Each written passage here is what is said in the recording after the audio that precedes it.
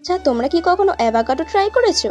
Avocado আমি অনেকবার try করেছি, এটা আমার অনেকবার ট্রাই করা, কিন্তু আমি ব্রেড কখনো বানাইনি। আমি আজকে ব্রেড দিয়ে অ্যাভোকাডো খাবো। আর তোমরা পারলে বাটার ইউজ করেও ব্রেডটাকে শিখে নিতে পারো। আমি তো এমনি নর্মালভাবে শিখেছি। আর অ্যাভোকাডোটার যদি টেস্ট বলি, আর অ্যাভোকাডোর কোনো স্বাদ থাকে না, না ঝাল, না মিষ্টি, না টক, কোনো স্বাদ নেই, এটা স্বাদহীন ফল। আর এটা খেতে কতটা বাটারের মতন লাগে, মুখে পুরো মিলিয়ে যায়। আর প্রথমবার খেলে বিশ্বাস করো এত বাজে লাগবে খেতে, মনে হবে যেন আমি আলু ভাতে খাচ্ছি। সিরিয়াসলি, আমি এটা অনেকবার ট্রাই করেছি বলে আমার এখন মোটামুটি ভালো লাগে, মোটামুটি, বেশি ভালো লাগে না। আর মাঝখানে এটা হলো দানা, এই দানাটা ফেলে দিতে হয়। আর এটা বেশি অ্যাভোকাডোটা পাকাও না আর বেশি কাঁচাও না। আর এটা ছাড়ানোর সময়ও খুব ইজিভাবে উঠে যায়।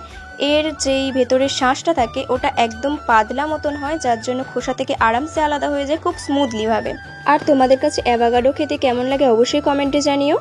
আর এই অ্যাভোকাডোটা নিয়েছিল 180 টাকা মতন। আর এটা বিশ্বাস করো, এটা এই ব্রেড মতন করে খেতে তাও একটু মুখে ভালো লাগছিল, তাছাড়া একদমই বেকার লাগছিল। আর আমি ভালো করে স্লাইস করে কেটে নিয়েছি আর ব্রেডের ওপরে দিয়েও দিয়েছি সুন্দর করে। আর আমার রেসিপির ব্লগ ভালো লাগে নাকি ডেলি ব্লগ ভালো লাগে অবশ্যই কমেন্টে জানিও। আর ওপর দিয়ে দিয়ে দিচ্ছি গোলমরিচের গুঁড়ো আর দিয়ে দিচ্ছি লবণ, যার জন্য স্বাদটা একটু বেটার আসবে। আর যারা যারা আমাকে নতুন সাবস্ক্রাইব করেছো, আমার পাশে থাকার জন্য অনেক অনেক থ্যাংক ইউ। আর আমার ভিডিও আমি রোজ আপলোড করব, তোমরা অবশ্যই দেখো। তারপরে দিয়ে দিচ্ছি লবণ পরিমাণ মতন, অল্প করেই লবণটা দিও। আর ভিডিওটা কেমন লেগেছে অবশ্যই জানিও। নেক্সট ব্লগ দেখার জন্য অপেক্ষা